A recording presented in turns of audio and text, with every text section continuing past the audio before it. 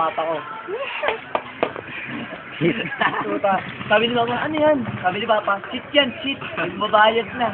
Ang tingnan niya, awat na tawad. Pagising ko, alam mo, itsura ko na aganan. Samahin ka naginip na, ano, naglalakad ka. Ayun, Kuya ko, nananaginip ng gano'n. Tawag sa amin sa dadam. Dadam daw, naglalakad.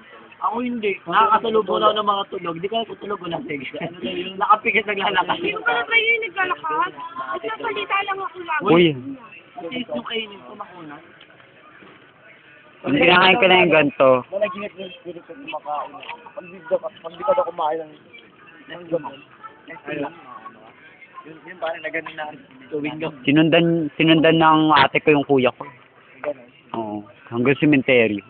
Kasi sa asawa ng kuya ko, kasi sa probinsya namin, sabi namin. Di ba, kunyari, sa isang compound namin,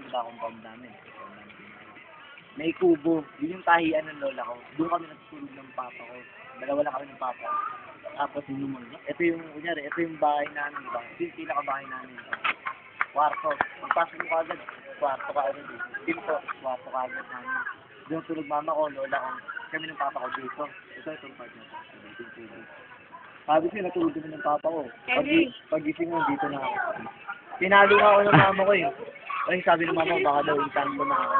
Ngayon parang katawan mo, inganto parang tao ka, magiging katawang puno saging. Tinalo daw ng mama ko, hindi ako.